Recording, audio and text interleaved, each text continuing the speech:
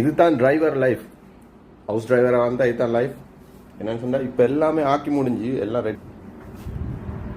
எல்லாம் இப்போ தான் கறியெல்லாம் ஆக்கி முடிஞ்சு சப்பாத்தி எல்லாம் ஆயிக்குது. இப்போ கால் வந்துட்டு வெளியே போகணும்னு சொல்லி இப்போ கால் வந்துட்டு எல்லாம் ஆக்கி ரெடியாகி தின்னுவோம்னு வந்தாக்கா கால் வந்துடுச்சு.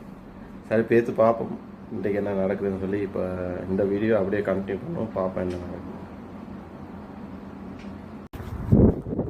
அடிக்கிற வெயிலுக்கு மண்டே பொழக்குது. நானும் வண்டியை ஸ்டார்ட் பண்ண சொல்லிட்டாங்க.